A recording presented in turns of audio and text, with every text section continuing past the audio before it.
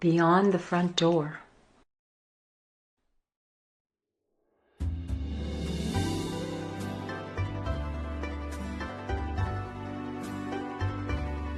And welcome.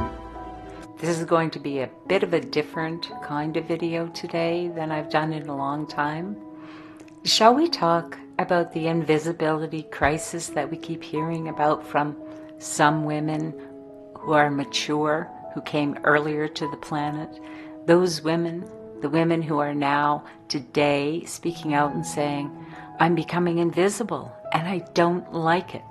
And my question is, were they or you visible before? To unpack this situation or issue, we'll have to go back to her story and examine visibility in a broader sense. I think it's an important issue.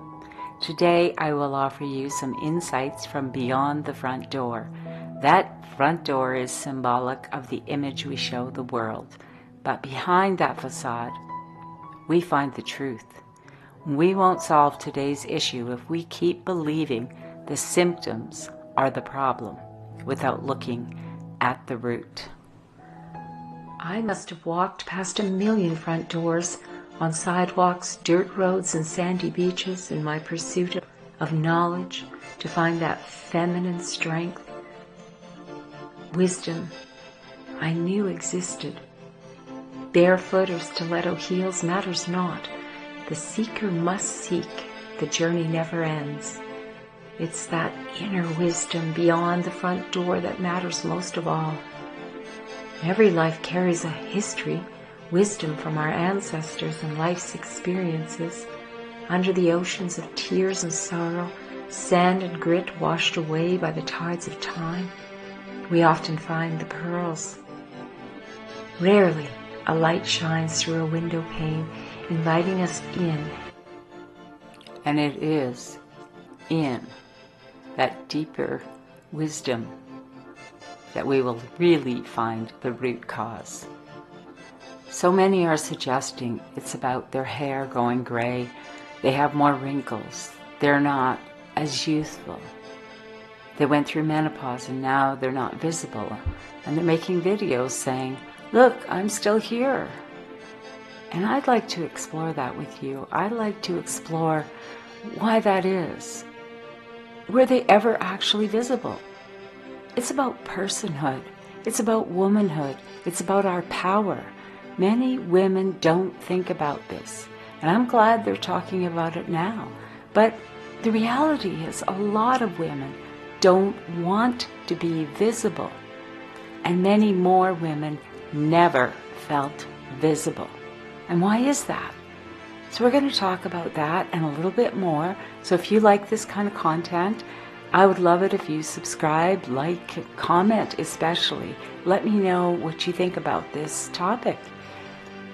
You've been thinking about it in terms of your fashion or, all what we've been marketed to on Botox and cosmetics and creams and potions and lotions, all for one reason.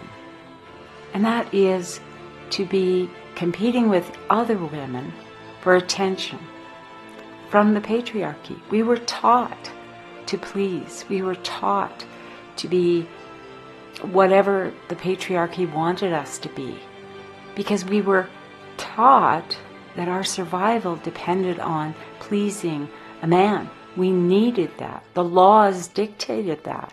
We had to have a male authorization. We had to have permission from the church, which was ruled by men, the governments, which were ruled by men, our households, which were ruled by men, by law, to the point that men were taught that they had to, if necessary, beat their wives and children if they didn't conform to society, because that responsibility fell to the men, and the men would lose their status if they couldn't control their women and children, their ownership, claiming ownership, to the point that women didn't even have their own names. They were often known as Mrs. John Doe, not Mrs. Mary Doe, Mrs. John Doe. So they didn't just give up their last name, their first name, and also were indicating to others they were owned by someone. And that is where we learned through indoctrination to compete with other women. And the only attributes which were desired were the physical appearance. Whether it was for beauty or the appearance that you could birth many children, depending on what that male wanted. And we've missed so much when we bought into all of that, and it hasn't stopped. Are younger women any more visible than older women today? Really? I mean, they're being trained to be as influencers. What are they influencing? It's all physical. It's all eyelashes and big lips and diets, and on we go. So it's not that women have become invisible. It's that we've always been invisible.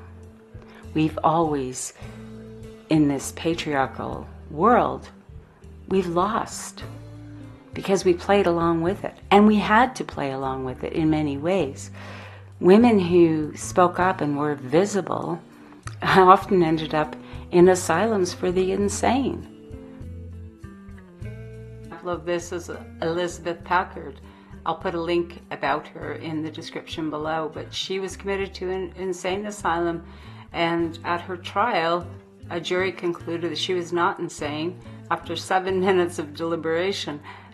But the reality was, all she'd done wrong was spoke out, didn't share her husband's religious views, didn't want to go along with it. She lost her children, her home, and much of her life. But she came back, and she reported on what was going on in that asylum, and that many of the women were not insane at all. It's really important for us to understand that being visible was often not safe. And I really cannot remember a time on this planet, either in my lifetimes or going through history, where women have been visible, truly the human, not just the physical form, but the woman, the personhood, our image and the illusion and that part of it. Selective women have been used. The form of the woman has been used mostly for selling. We were really considered a useful tool, not a human being. And objects don't determine their lives. Objects don't have desires. Objects don't have opinions. They're just objects. And women were used for titillating, for entertainment, but not for actually having point of view or a vision, or even though many women did create things, but often the credit went to men. Women invented things, women discovered things. They weren't paid for them, so they weren't compensated, they weren't given the credit, their name wasn't used. Mostly we don't even know who they are. So were they visible? No. You think about the models that were on the magazines for years, most of those models we don't know anything about. We don't know about the woman. We know about the image of the woman. We might know her hair color, her weight, her height, but we very often knew nothing about the actual person. And even that, we didn't know for sure about that image, whether it was photoshopped or airbrushed. Was she even real? And often the clothing was designed by men for what was pleasing to them to see on a human woman. So all of these creations, women's inventions, I'm going to highlight a few for you And I mean just a few, but I'll put some links in the description so you can see more. So women inventors that we probably most likely didn't know much about. There's a young woman, Rachel Zimmerman from Ontario, Canada. She's 12 years old in the 1980s, and she invented a device that was used to convert images to text so that people who were having communication difficulties could communicate using symbols. She was 12. Do we know her name? Rachel Zimmerman. Is it well known? Not at all. She was youthful. So it wasn't about the color of her hair. It was simple. She was a girl.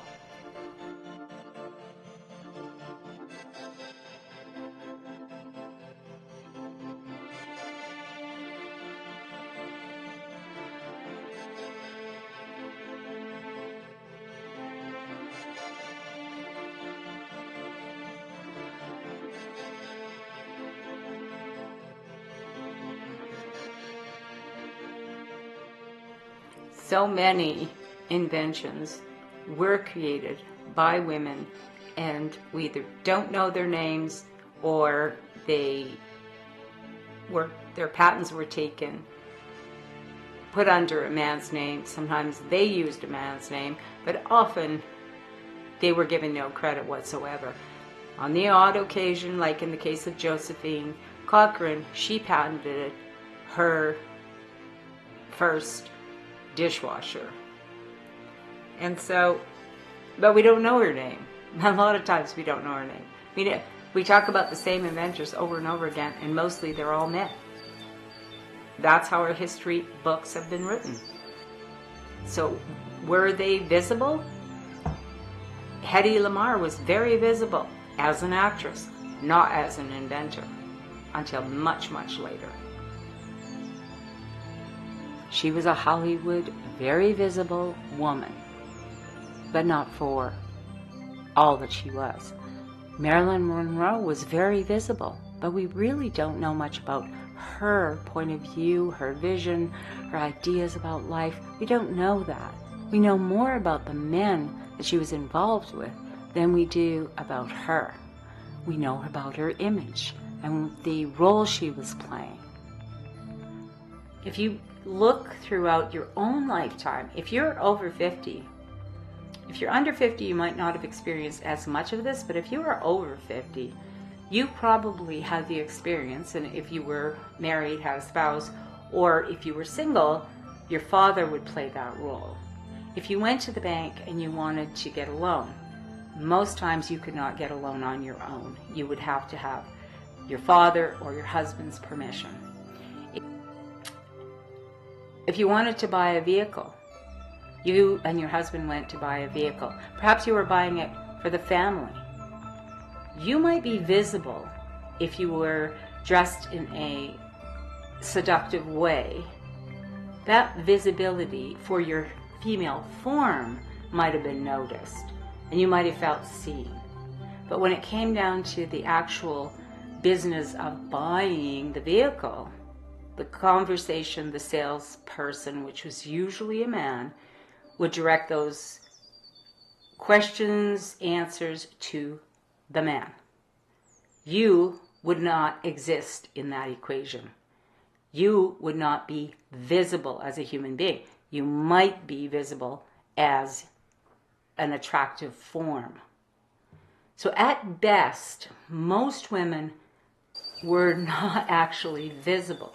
And I think what is happening today is a lot of women who were visible, who did walk down the street and have wolf whistles, cat calls, that kind of attention, walked into a room and every head turned to see what they were wearing. A Marilyn Monroe type walking into a room. Marilyn Monroe's personal views on life, on what needed to be done, those kinds of things, we didn't hear those from her. She played a role, and most women have played roles, not authentically being themselves. If they wanted to be successful, to take care of their family, to feed themselves. They had to play a role.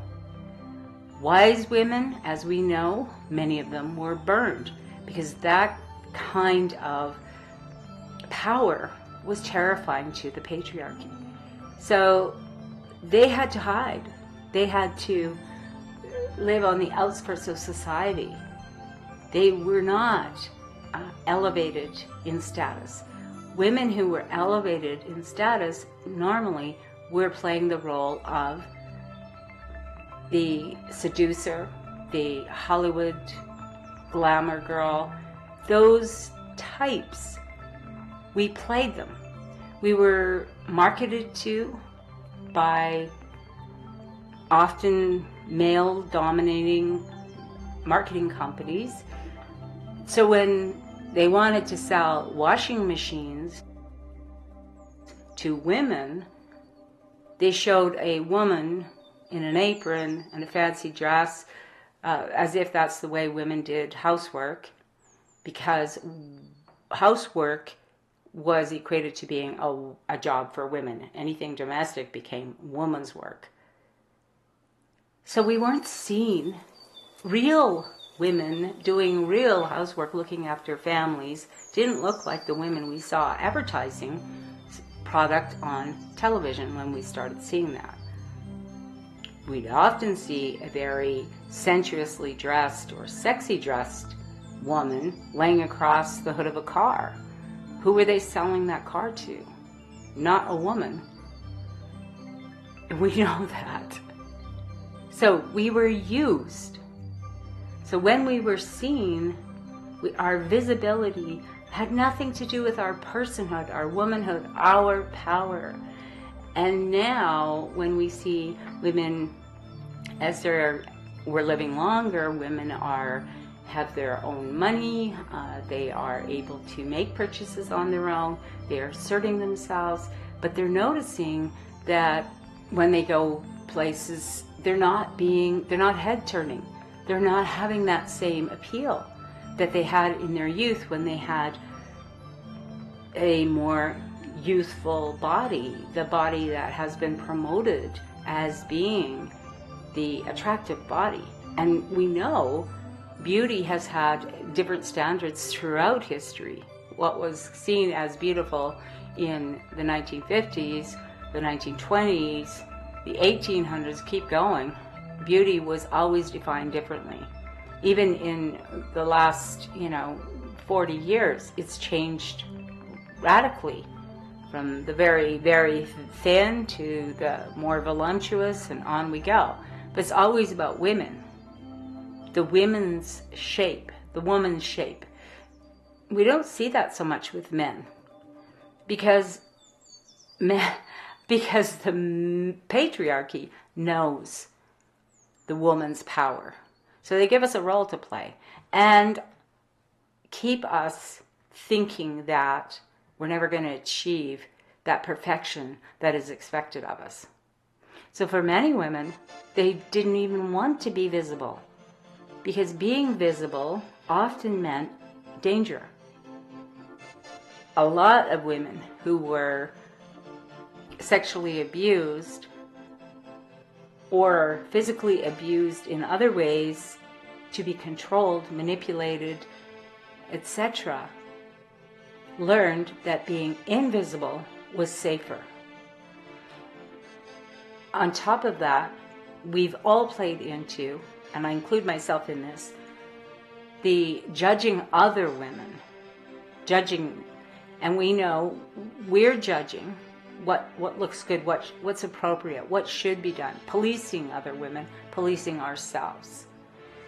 So when you want to get dressed and you want to be confident and you want to look your best, you're not actually looking in the mirror and just seeing what looks best for you. You're doing an assessment in your own mind. What will those people say? How will other people judge me for wearing this? That whole gamut of messages that we've been getting since we were little girls. Good girls don't dress like that. Good girls don't sit like that. They don't do that. And the implication is if you aren't a good girl, then you must be a bad girl. And if you're a bad girl, then you are going to be an outcast in society.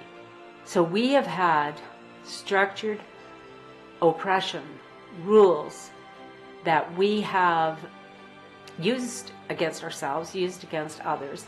And now for some women who thought of themselves as being visible, however, I ask that question, were you actually visible? Or was it just your image, the role that you were playing? Were you seen? And is it safe to be seen today? It's not your gray hair.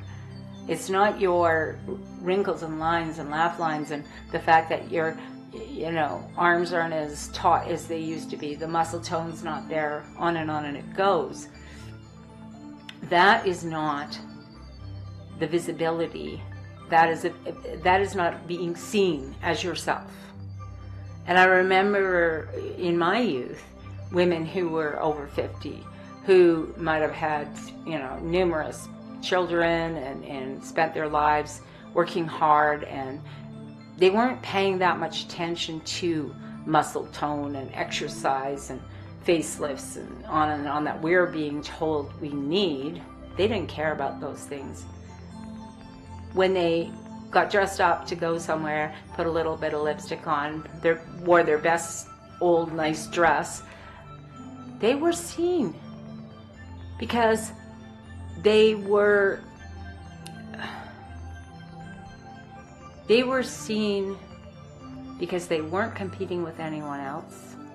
They weren't as saturated with messaging that they weren't good enough in their female body, but they also weren't always expected to have an opinion or to have a vision or to have, they were seen in their role as mother, grandmother, whatever that might be.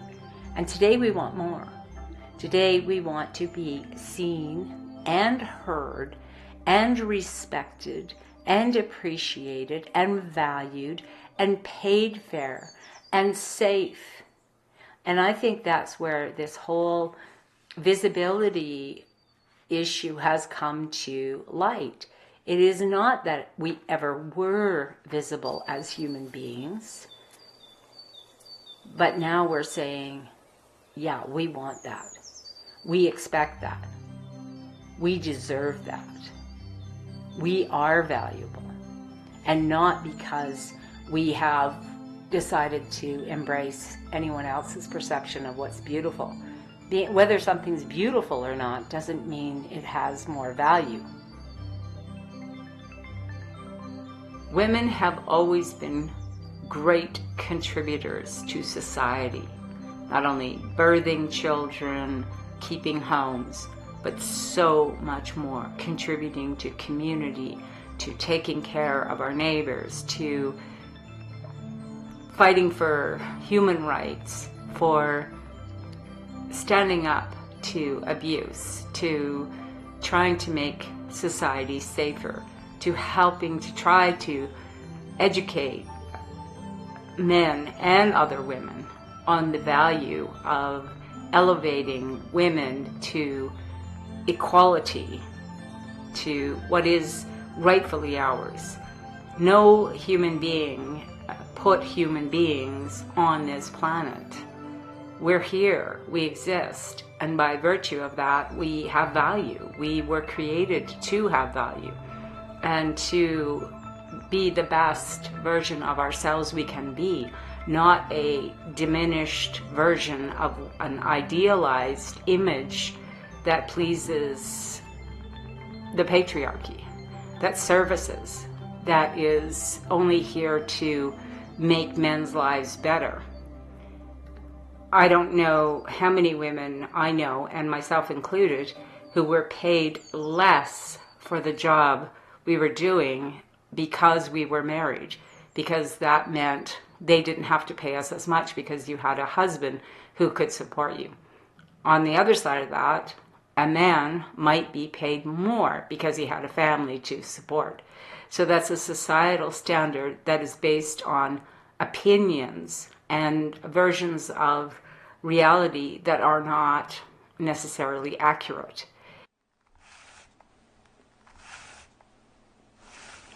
Beyond the front door. I must have walked past 1,000,000 front doors, on sidewalks, dirt roads, and sandy beaches in my pursuit of wisdom, of knowledge, to find that feminine strength. Wisdom I knew existed. Barefoot or stiletto heels matters not. The seeker must seek. The journey never ends. It's that.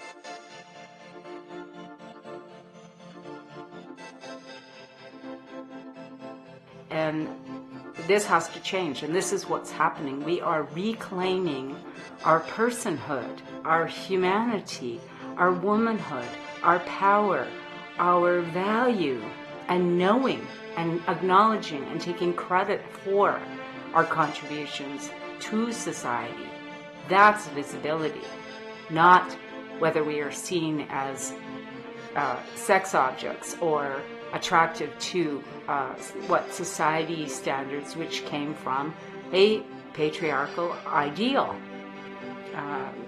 Religion has us either as a virgin or whore. These are two roles.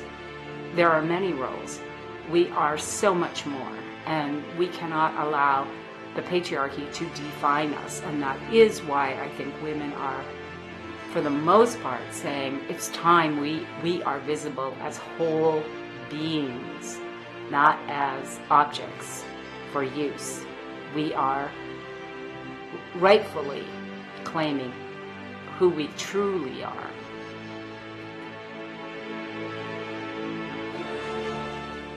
Beauty is in the eye of the beholder, as has been said repeatedly throughout history, and it's true.